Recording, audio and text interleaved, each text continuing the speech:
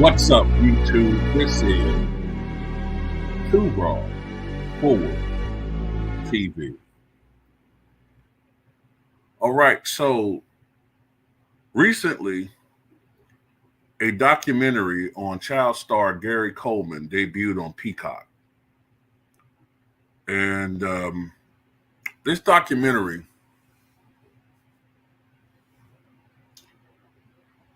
in the end suggests that there's something a little bit off with Gary Coleman's death. Okay. Now, for those of you who are younger and don't know who Gary Coleman was, he was one of the greatest child stars in the entertainment history ever. In my opinion, it's just my opinion.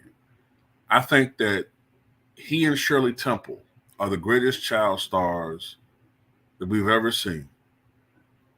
And you can make an argument that Gary Coleman is the most talented and most versatile child star that we've ever seen. But his career after the hit sitcom Different Strokes was disappointing. It was disappointing. He was a victim of being typecast. He was a victim of, he was a grown man who was unfortunately living in a 4'8" body because of nephritis, a kidney disease that he suffered from and eventually required dialysis treatment. Had failed kidney operations and a lot of health issues before he died. As a matter of fact, it's possible his health issues contributed to his death indirectly. But anyway, he starred as most famously as Arnold Drummond on the long-running hit NBC sitcom Different Strokes from 1978 to 1985. Then NBC canceled it in 1985, but ABC picked it up for the 85-86 season. But the show failed to reverse the trend of dropping ratings, and it was canceled. And afterward, Gary Coleman made a smattering of television and movie appearances, but he was never able to reclaim that stardom that he had during the 1980s. And Gary Coleman, I think, was at heart a nice person. But I think that,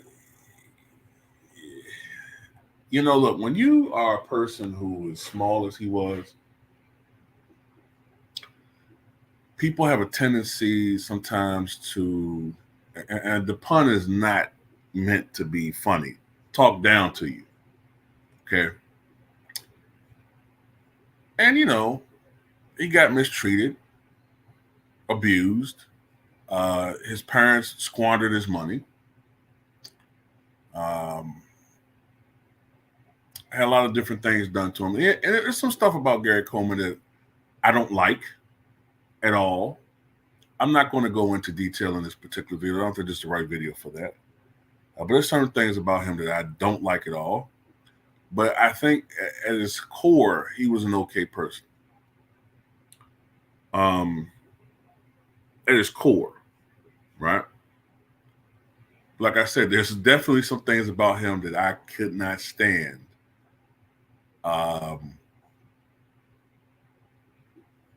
And I think those of you who know what I'm talking about pretty much know what I'm getting at with that, but I'm not going to go into that. But anyway, so he married this woman. What was her name? Something Price. Was it Kelly? Kendra? What was her name? Shannon. So he married this woman named Shannon Price, who was white in the 90s, I guess. Or no, it'd be the 2000s or early, I forgot, whatever. He was older than her. And so what happened is they had a rather tumultuous relationship, okay? They had a history of domestic violence. I suspect she beat him up. Okay, she was bigger than him. He was only 4'7", 4'8", maybe. I'm thinking at best 80 pounds. So she beat him up. She should have been arrested multiple times for that. And she just don't seem like a nice person by her actions and her words. But the thing I want to focus on in this particular video is May 2010. Now, according to the documentary, according to reports, Gary Coleman had just came from the hospital getting dialysis treatment. Didn't feel well. A year before that, he had had heart surgery. He had been having seizures. And this is where I want to talk about how this might have contributed to his death. She claims she didn't feel well that day. She was in bed. I don't know what the hell was wrong with her, whatever. She claims that she asked Gary to get her something to eat or something, right?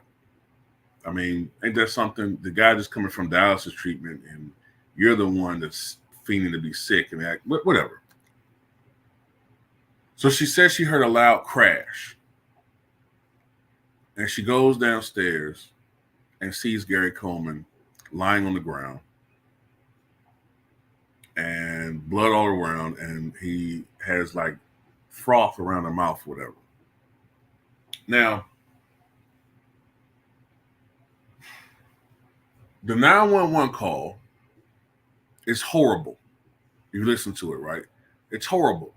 If you have a spouse who's had this traumatic injury, they're not responsive, it's just blood everywhere.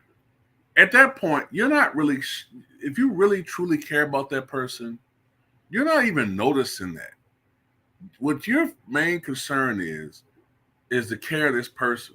Your concern of that person, this love of your life, should be the number one thing. What do you hear on the 911 call? You hear her making it all about herself. I have anxiety. This is too much for me. Oh, all this blood is just freaking me out. Blah, blah, blah. Yaggity schmackety. I swear you want to do something to her, okay? So she made it all about herself. She played the victim, all this crap. He gets transported to the hospital. Initially, he's alert and lucid, but has a terrible headache. Eventually, he falls into a coma. He loses consciousness, falls into a coma. The doctors are telling her that he has a severe intracranial hemorrhage. There's nothing that they can do. He basically had become brain dead.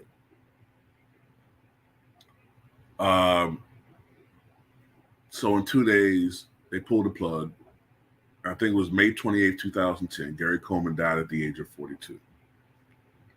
Now, Gary Coleman's immediate friends and family have suspicions about Shannon Price. They have suspicion because of her actions. While Gary Coleman lay dying, she took a selfie. And it's with Gary Coleman with a bandage wrapped around his head, tube in his throat, unconscious. And she takes a selfie and sell it to like the tabloids for profit, for money, right? This is while your husband is laying down. I'm sorry, like,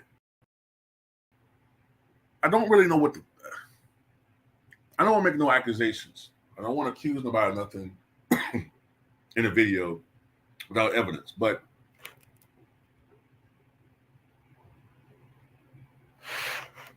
something's definitely wrong here. Wait a minute, give me 1 second.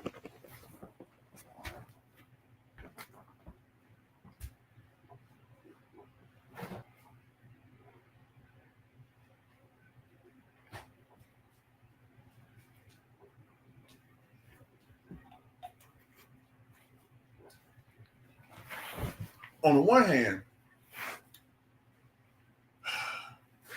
the fact that it reportedly he been having seizures, you do wonder if going down the stairs he had one and fell on the steps and hit his head. I mean, even though she's a complete and total asshole and a self-absorbed narcissist and possibly sociopathic in some level, doesn't necessarily mean that she did something to him like that. But because of her actions, you do wonder that, you know? And when you look at the fact that family members, when you look at the fact that friends, Todd Bridges alluded to it in the interview, other people have alluded to the fact that they think something happened. Now, I remember that being in the news back then, right? And a lot of people were suspicious, but hey, nothing ever happened. Why? Because you couldn't prove it. You couldn't prove it, man.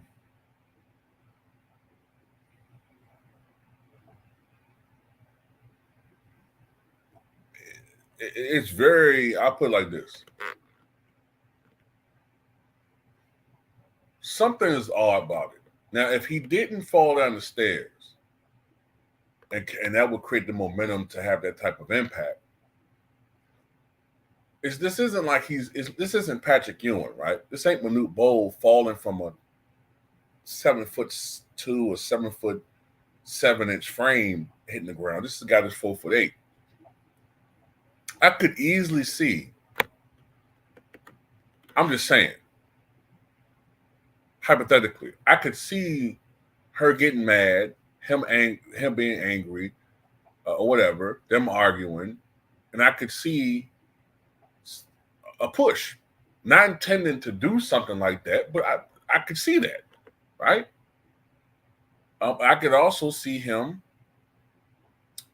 having had frequent seizures and whatnot after that surgery in 2009. I could see him going down the stairs, having one, losing balance, falling, and that happened.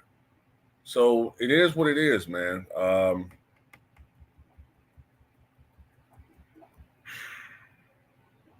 There's one of scenarios where I'm pretty sure also, Gary Coleman had a life insurance policy. You just never know, man. You just never know. All I know is there's something funny there. It definitely is. It's either something happened that we don't know about, or, she's just a piece of crap. And the way that the family members react when talking about her and the way she acts. And another thing, too, she's a damn domestic abuser because she tried to downplay slapping him. Well, I slapped him a couple times, but there's no big red flag. What? Don't put your hands on somebody. Especially, and look, the main dynamic usually we have when men and women, right, when it comes to domestic violence, is look, the reality is men are bigger than women. Men are much stronger than women, generally. We have far more upper body strength.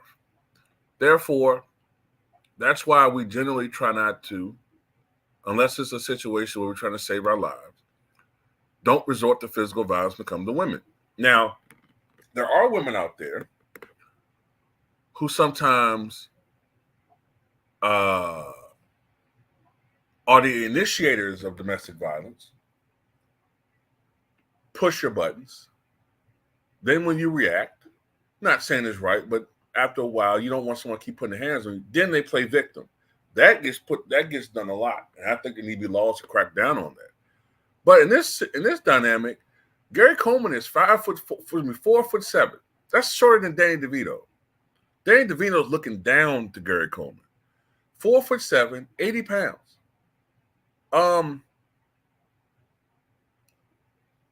She's probably ragdoll. That's what I heard. I remember hearing this. This is what I heard now. I remember hearing from a friend of Gary Coleman's, and this is why I do have my suspicions about this. I remember him saying that she used to ragdoll Gary. You know what I mean? Like throw him around. So it's definitely possible. And she should have been imprisoned a lot of times. But hey, you look at her and you see, hey, nothing's been done about it. Nothing's being done about it.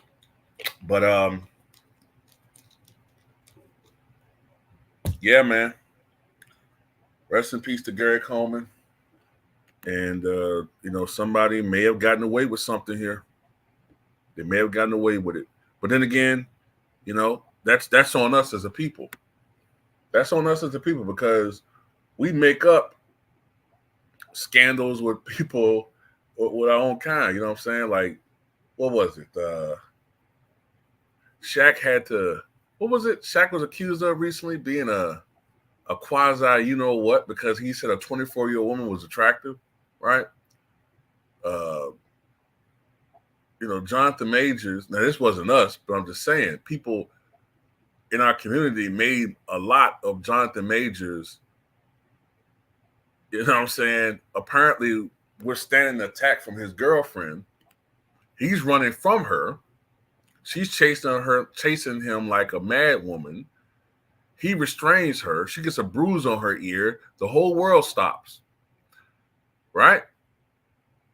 The police was egging her on to concoct a story that Jonathan Majors raped her, or at the very least, brutalized her, which didn't occur.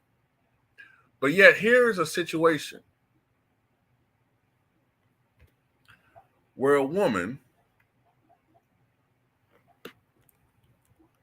may have gotten away with doing something to this man as far as taking his life, even if it was unintentional. Same thing, similar situation, or at least similar suspicious circumstances with the what was the guy, Twitch from Ellen DeGeneres.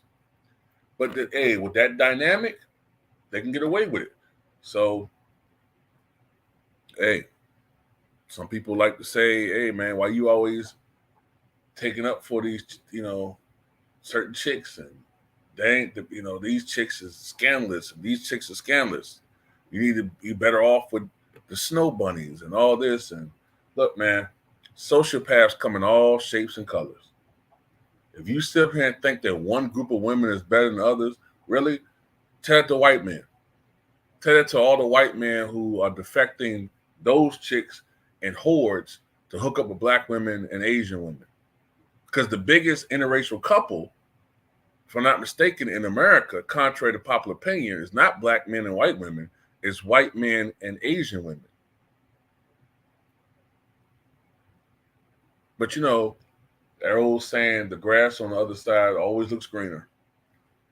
But anyway, that's all I got to say about it. Tell me what you guys think.